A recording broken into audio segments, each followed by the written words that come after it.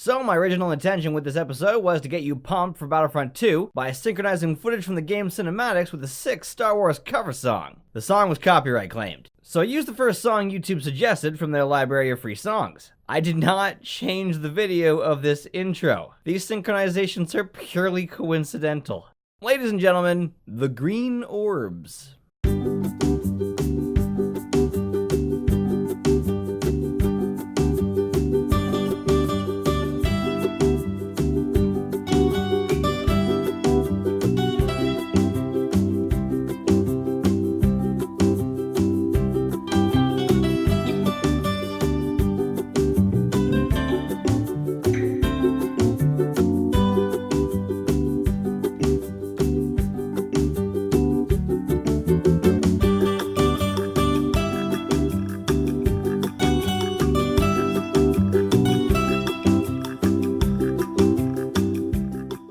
2005's Battlefront II, the first, was a huge thing back when I was 13. It had a campaign which at the time was absolutely fantastic. Hey, watch those wrist rockets, dude!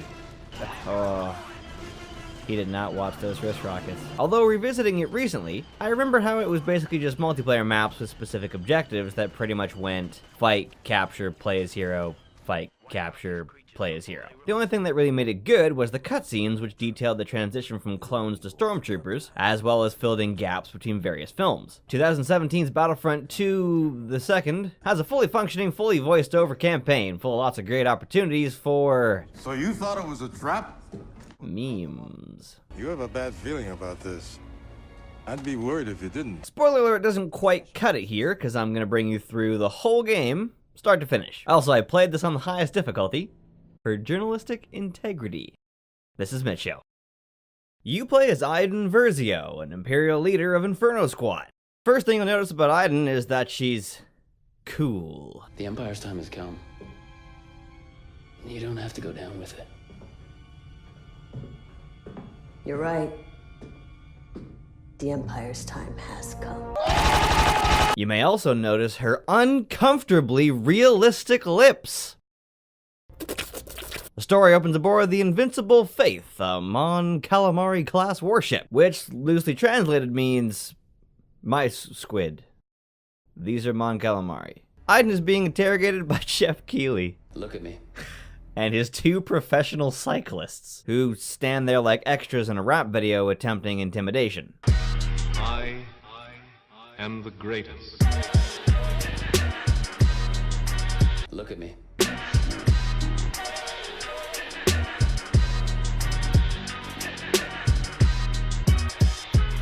Iden then communicates to her droid via her helmet, which they left in her cell. Anyway, so her droid is being worked on by this...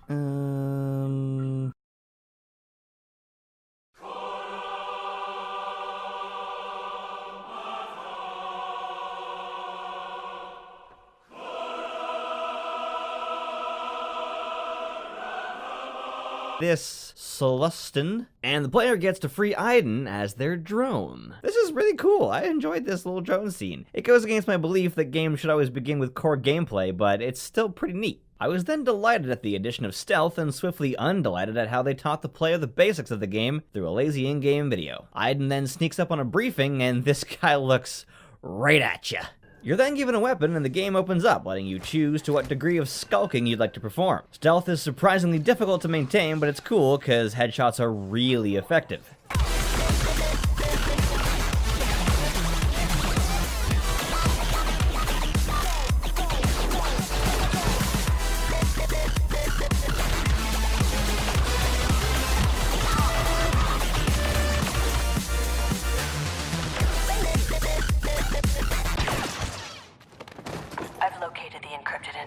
So Iden completes her mission and ends up pulling off the coolest extraction the rebels have ever seen.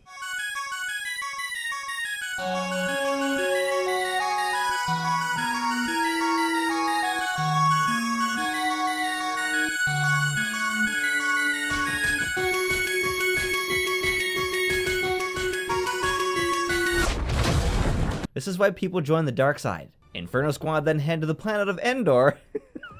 Sorry, the forest moon of Endor. It's here that I realized what a great idea it was to make the campaign from the Empire's viewpoint. Not only do we get to see the reaction of the Death Star exploding. Oh, did I not mention this game takes place right before the ending of the original trilogy? Sorry, that's really important. Anyway, so the Death Star explodes and Iden's all right parentheses colon, but then she's all squat on me and I got goosebumps watching the Empire soldiers grieve for the Emperor.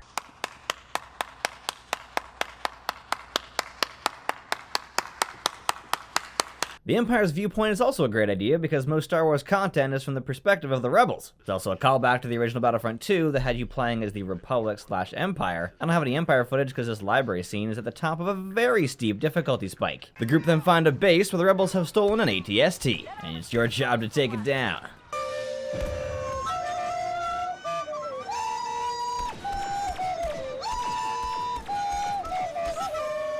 Escaping via TIE fighters, the squad return to orbit and you get to fly through the wreckage of the Death Star. I played third person for a couple minutes before discovering first person and never went back. 13-year-old me would have been in love with this. Fuck, 26-year-old me is in love with this. So space stuff happens and Iden talks to a train conductor with not one but two pockets for pens. Look at this guy. That's Iden's father, by the way. This messenger informs the two Versios of Operation Cinder. Upon inquiring further, the messenger gives Iden capital O colon face. No, that's more like 0 colon face. And the ship is attacked. Oh no! The squad rolls out and engage in a visually appealing space battle. And I have flashbacks to Star Fox 64.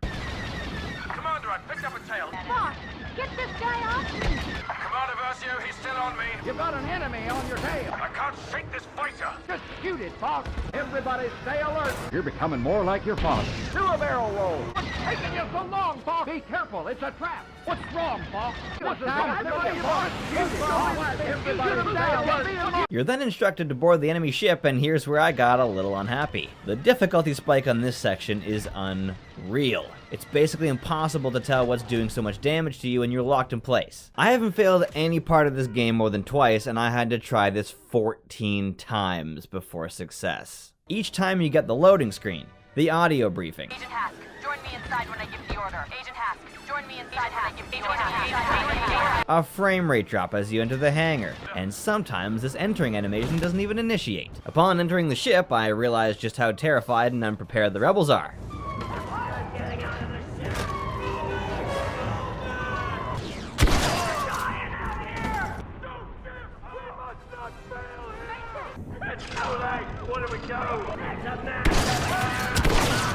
After some... Iden, then in an amazing string of events, manages to take down a ship. Exactly as planned. Oh, yeah, sure.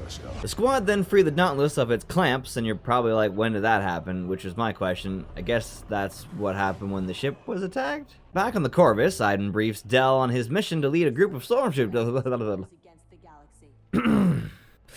Back on the Corvus, Iden briefs Del on his mission to lead a group of stormtroopers to an observatory on Pilio, which is said to hold dangerous artifacts. It just so happens Luke Skywalker's on Pilio, and you get to play him. This is awesome. Swinging a lightsaber, force-pushing dudes, and even deflecting blaster rounds back at people.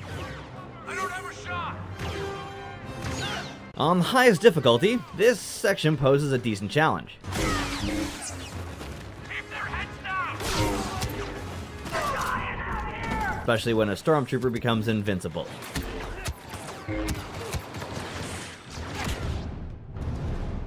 No, I don't think that's how the story went. After all said and done, Luke finds Del trapped in amber. He frees Del and later saves him from falling rocks. Del then shares a fascinating bit of information. I've heard 100 stories about the Jedi. They terrified me as a boy on Coruscant, but you... From what I'm gathering from this, growing up on a planet loyal to the Empire, the Jedi were vilified, meaning stormtroopers are just soldiers fighting against what they believe is evil. Kinda makes killing them in droves a little less fun. We hear Luke acknowledge this here. This isn't what I wanted. Which is later reinforced by this conversation. So why am I still alive?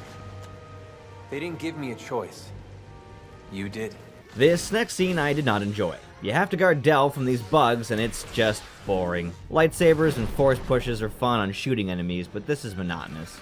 After this bug scene, the two find a door which Del exclaims has no way of opening. Luke tells him there's a key that he turns using the Force. Del asks, Why would the Emperor have a vault that can only be opened using the Force? Why do you think? You're telling me the man who destroyed the Jedi Order was secretly one of them? No. I'm telling you that as a boy on Coruscant, you were frightened of the wrong thing. Luke finds a small trinket and exclaims, I'd like to keep this compass, if you don't mind. My mission is to destroy this place. Why would I let you do that? Because I asked. Thank you. The two exit the observatory and have one final conversation. I know what the Empire is capable of, but what else is there? A choice? The rebellion? No. A choice to be better. May the Force be with you. This entire mission, with the exception of this bug part, is fantastic. Your defense system is upsetting the wildlife. I think we're waking up the bugs. Through elegant wisdom, Luke is able to plant the seed that the Empire is not the righteous force Del once thought it was. Honestly, I started playing the single player just to make some memes and move on, but I got so engrossed in the narrative that I kept moving forward. I can't believe that this is part of the series that either didn't have a campaign or just used multiplayer maps with different objectives and said, yeah, it's a campaign. This fucking game. Back on the Corvus, Iden briefs the squad on their mission to Vardos to extract Protectorate Gleb, which sounds like a character Justin Roiland would have written. Dinglebop, Schleem, Plumbis, Protectorate Gleb. Grumbo, Fleeb, Gleb. Blamps. A local official who once mentored both Agent Hask and myself. The squad arrive at Vardos to find the Dauntless, the ship they had rescued earlier. Iden boards the Dauntless to confront her father. Turns out his intention is to wipe out the entire population of Vardos, a planet loyal to the Empire, to squash the potential rebellion of any other Imperial planets. This gives Iden right parentheses double capital D less than symbol face, as this is her homeworld. The squad roll out to Vardos, and here's where things actually get pretty serious. The three have a back and forth, which is very telling of their position on this mission. I'm just surprised we aren't evacuating civilians. Civilians are expendable. Our people will evacuate first. This scene really got me. People on their knees, lined up against walls, high fences preventing escape, searchlights, and ATSTs as watchtowers. This walking section says more about how the Empire operates than anything I've ever seen in other games or movies. When they reach Protectorate Gleb, Del and Iden tell the rest of the civilians to come with them. Hask denies this. Stop! This is not our mission. Del and Iden try to reason with Hask. Things have changed.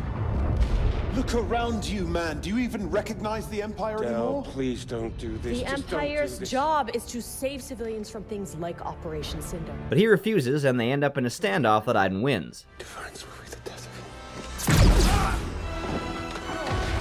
of A wounded Hask informs Admiral Versio of this betrayal as the other two escape. Understood. Return Gleb to me. That is your mission.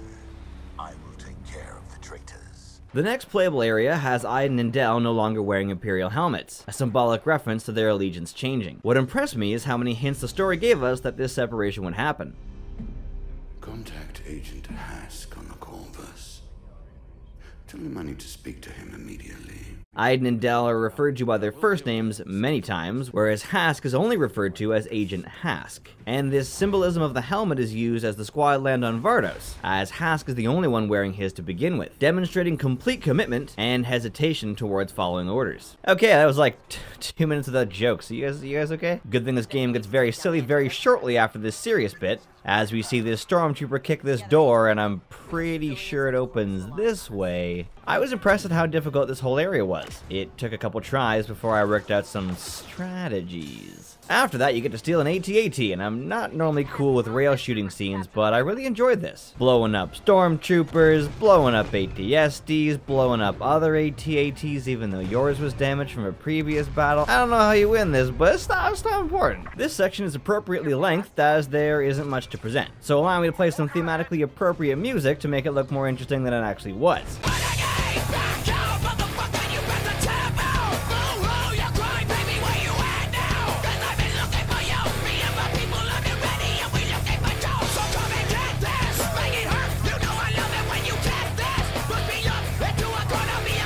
So Inferno Squad escape Vardos in the Corvus, while Hask returns Gleb to the Admiral, resulting in his promotion to Commander.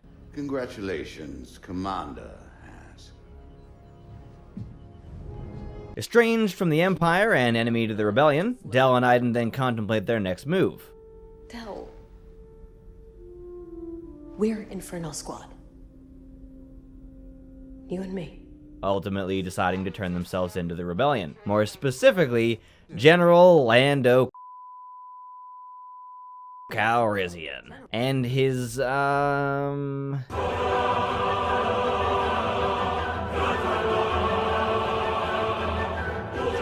fuck.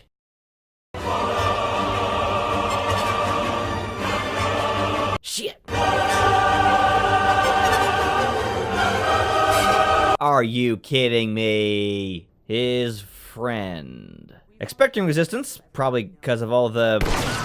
Aiden is surprised to hear Calrissian's response. Let's take a walk. Okay. On this walk, the game frequently stutters. I don't know what it's working so hard to load. Lando's cape? Why does he have a cape? Anyway, they are given the choice between leaving to start a new life or joining the rebellion on their mission to save Naboo. So, what's it going to be?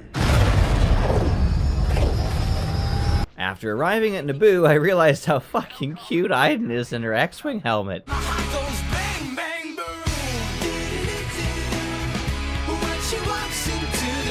During this nasty navigation of the neighborhood of Naboo, Aiden falls into old habits, and, They don't call me Danger Leader for nothing. Danger Leader, haha!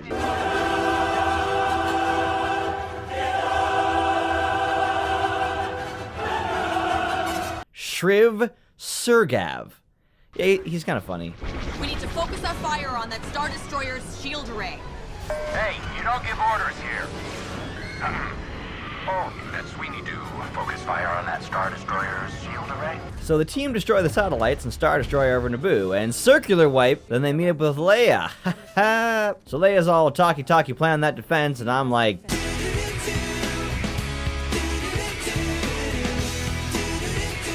I haven't had a crush on a video game character since 2003, and it felt kind of awkward until I found out she's portrayed by Janina Gavankar. Players then given control of Leia, and she's really good. She has a burst fire pistol that does wicked damage, and an alt fire that packs a punch.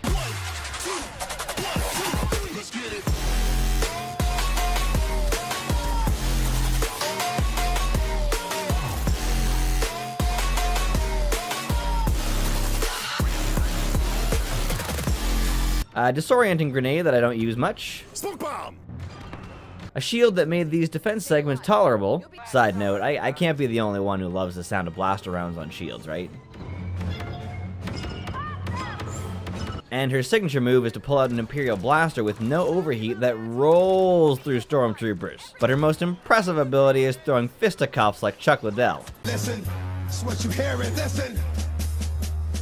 X gon' give it to you. Fuck, wait for you to get it on your own. X gon' deliver to you. Knock, knock, open up the door, it's real. With the non-stop pop out and stainless steel. Go hard getting busy with it. But I got such a good heart that I make the motherfucker wonder if you get it. Damn right, and I do it again. Cause I am light, so I got to win. Break bread with the enemy. No matter how many cats I break bread with, I'll break who you sending me. So you defend the Naboo castle and set off a charge that disables Imperial weapons and vehicles, causing Beep Boop over here to get fucked. Leia then congratulates Inferno Squad even though she was the one doing all the work, while Del holds his dead robot in his hands. Flash forward months later, Inferno Squad have officially joined the rebellion and friendships have been made. Senator Organa, it's been a while. Building a republic is busy work. So is chasing after an Imperial fleet. Leia explains that one of her generals has gone missing. I need you to find Han Solo. Name dropper. On Takodana in Maz Canada's castle. You get to play as Han in another example of a gameplay style I don't normally like, but was pulled off pretty well here. Han is after a traitor of the Empire who says he can help free the Wookiees on Kashyyyk. In order to find out who this guy is, you need to talk to people to gather bits of information. You two can talk about your stupid beards. You think I look like that, idiot? You must be confusing me with that insufferable man upstairs. There's also some background conversations you can listen in on. That's Han Solo. Look. No, look. Definitely stop staring. Pretend he's not there. Oh, he sees us. He definitely sees us. Be cool. Pretend we're talking about something else. Upon finding this Paldora guy, he then informs Han that his information has been hidden in crates in the forest for gameplay reasons. I mean... For safety. You've gotta be kidding me. The Empire shows up and land in said forest, and the real Han Solo gameplay begins. There isn't much to say about Han as a playable character, other than his amazing shoulder check that causes enemies to ragdoll like we're playing Goat Simulator. This works. We should run now. This'll hurt tomorrow. Nothing personal.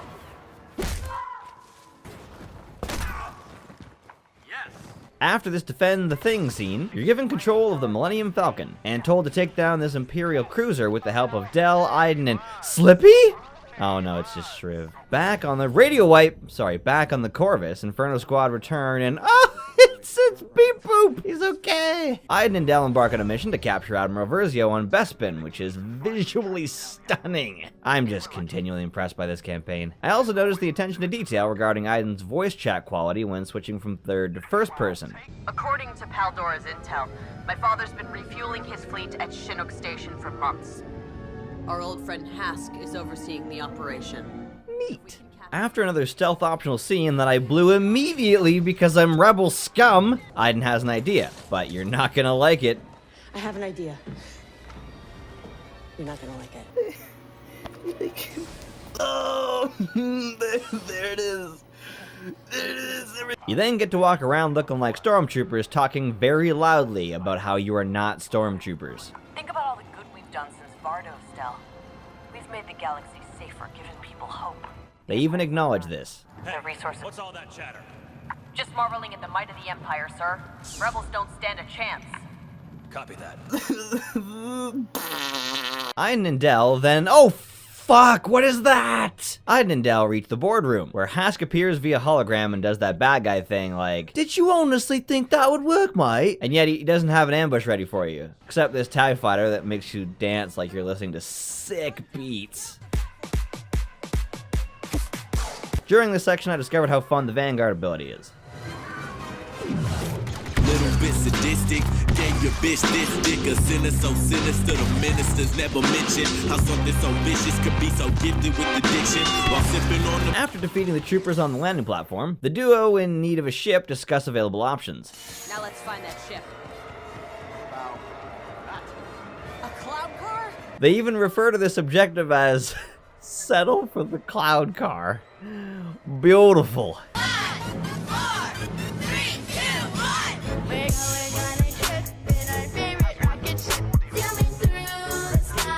This thing is hilarious, but hey, it's still good enough to take down 3 Imperial cruisers.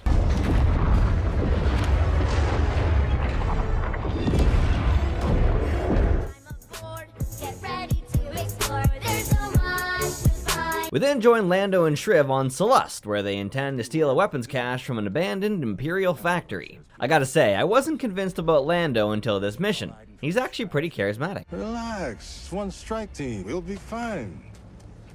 And if it's not? As a playable character, there isn't much to say.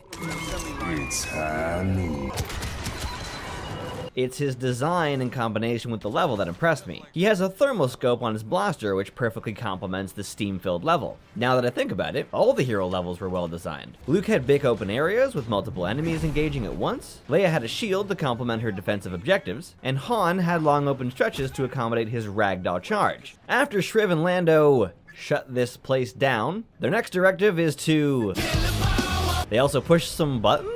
And steal an ATST. This mission was great, and the friendly banter between the two is endearing. Come on, you and me back in action?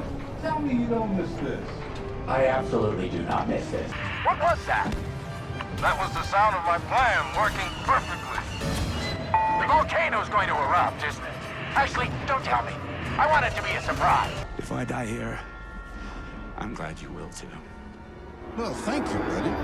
The rebels then ride full force to Jakku, where the entire Imperial fleet is stationed. Iden decides to join the fight, but first engages in one of those, we both know there's something here, but we're gonna pretend we're not gonna smash meat after this is over, conversations with Del. Make sure you come back. Make sure I have a ship to come back to. This level is pretty neat. You get to fly around in an X-Wing and choose between 2 objectives, which will either have you dropping orbital strikes like the 2004 to 2007 lead singer in From First to Last,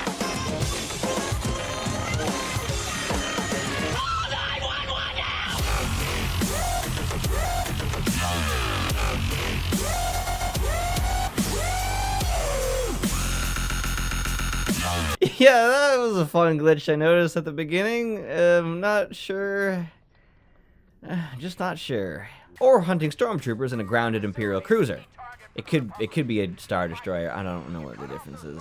On the way out of the ship, I started to use the pulse cannon. I was expecting a one-hit kill weapon to have a cooldown, but other than its charge-up time, this thing is overpowered. It has no drop-off and decent splash damage, so you don't even have to hit them. Combine this with Aiden's scan ability, and it's game over, baby. Shriv and Aiden take this, guys, and then you just have to reach the Corvus.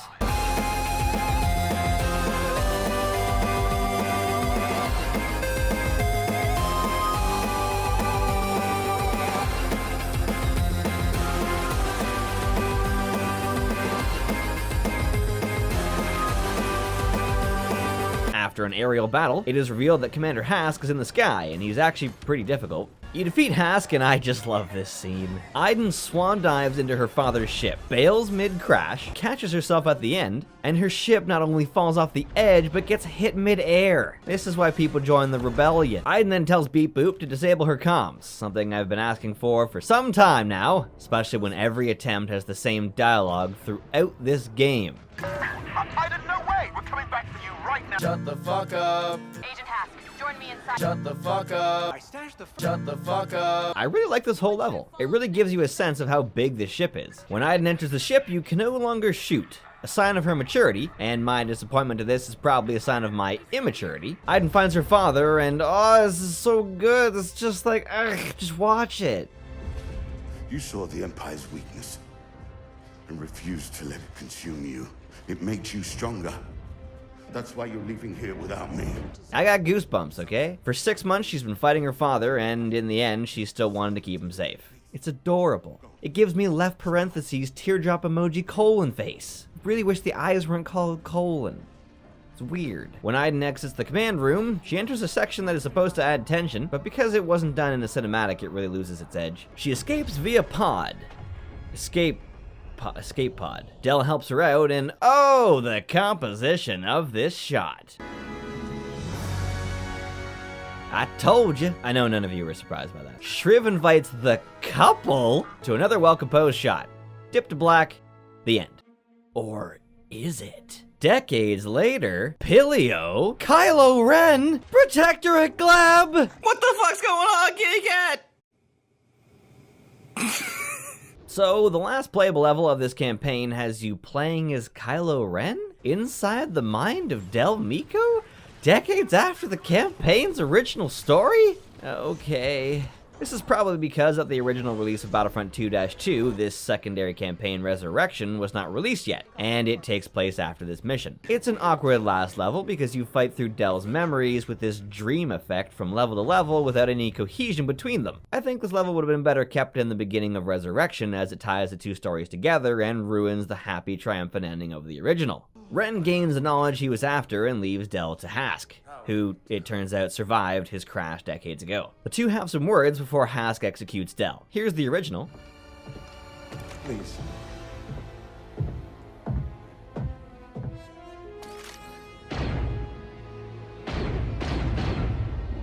Here's my proposed artistic, somber death that a main character such as Del should receive.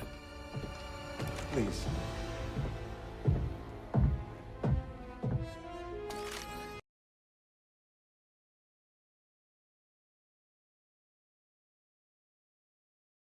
Obviously, that's an opinion. Hask then urges Gleb to increase workflow on Pilio and implies that he plans on luring Aiden here. Black screen, title, the end. For real. Well, it's been a journey. A slightly too long journey. I've heard some negative and dismissive things about this campaign, and I do not agree at all. The cutscenes are well composed and skippable. The characters are charismatic and well voiced, and the gameplay changes rapidly. Oh, and you may have noticed the whole thing runs at 60 frames per second. Wow, a good looking game with a consistent appropriate FPS on a next gen system. Who could have it's like almost like it's been possible. The campaign has spots that were clearly rushed, like this cinematic where Hask never closes his upper lip for like 10 seconds. And the playtime is unfortunately short. This I will not fight you on. But the characters, gameplay, and sound design mixed with the Star Wars universe had me grinning from start to finish. This was MitchShow. Also, the song I used earlier is thematically appropriate because it's called Renegade. And that's just... and they just turned against the Empire. I'm just really proud of what I've done here. I'm still standing. I might be bleeding, but I'm still breathing. You might hate me, but you can't break me. I might be bleeding, but I'm still breathing. Admiral, the Empire's time has come. The Empire's time has come. The Empire's time has come.